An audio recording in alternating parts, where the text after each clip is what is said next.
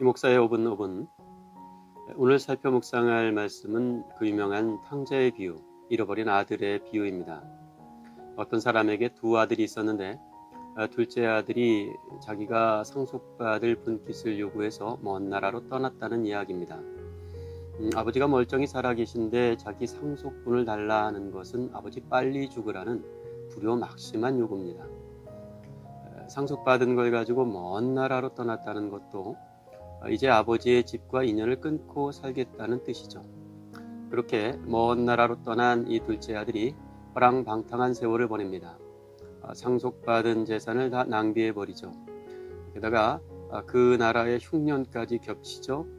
결국 빈털터리가 된 이 둘째 아들이 쫄쫄 굶어 어찌할 도리가 없어 돼지 치는 일을 거둡니다. 하지만 돼지가 먹는 쥐염 열매, 돼지 구정물조차 얻어먹지 못하고 딱한 세월을 보내게 됩니다. 그때 이 둘째 아들이, 이 집 나간 아들이 아버지의 집을 기억합니다.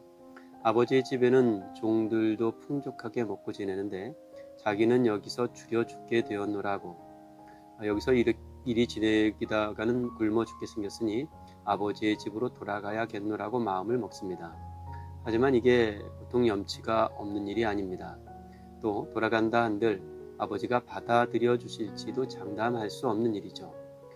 그렇더라도 돌아가야 했습니다. 돌아가서 아버지께 용서를 구해야 했습니다. 내가 하늘과 아버지께 죄를 지었사오니 이제 아버지의 아들이라 일컬음을 감당하지 못하겠습니다.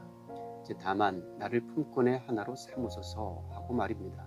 아들이라 불림받을 자격을 잃었으니 이제 종으로라도 받아들여 주시기를 바라는 마음, 그 마음 한 가지를 가지고 아버지의 집으로 돌아갑니다.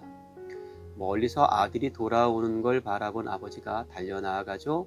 아들에게 입을 맞추어 줍니다.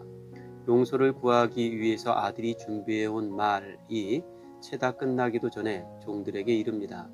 제일 좋은 옷을 가져다 입히라고, 손에 가락지를 끼워주고 발에 신을 신겨주라고, 살찐 송아지를 잡자고, 우리가 잔치를 벌이자고 말입니다. 예기치 못한 큰 환대입니다. 본디 율법의 규정을 따르자면 이런 못된 아들에게는 돌을 던져야 했습니다. 근데 아버지는 돌을 집어 던진 것이 아니라 달려가 입을 맞추어 줍니다. 제일 좋은 옷을 입히고 손에 가락지를 끼워주며 이 죽을 인간에게 아들의 지위를 회복시켜 주기도 합니다. 살찐 송아지를 잡으라고 이제껏 경험했던 그 어떤 잔치보다 더 훌륭한 잔치를 만들어 주기도 합니다. 밭에 나갔던 큰 아들이 돌아와서 이러저러한 사정 이야기를 듣고 화가 치밀어 오릅니다. 집에서는 잔치가 벌어지고 있지만 그 잔치집 문지방을 넘을 생각이 없습니다.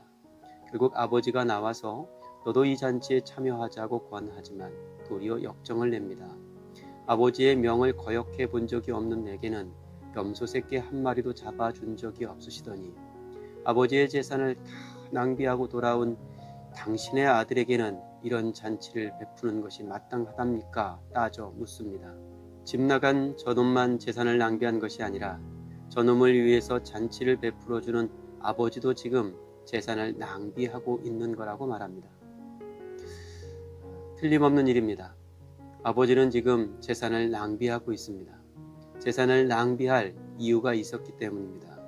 이내 동생은 죽었다가 살아났으며 내가 잃었다가 얻었기로 우리가 즐거워하고 기뻐하는 것이 마땅하니라. 중학교 때 선생님 한 분이 학생들에게 물었습니다. 너희들 사람들이 제일 좋아하는 구경이 뭔 줄 아니? 사람들이 제일 좋아하는 구경은 말이야 공짜 구경이란다. 공짜 좋아하는 사람들은 사랑도 공짜로 하는 줄 압니다.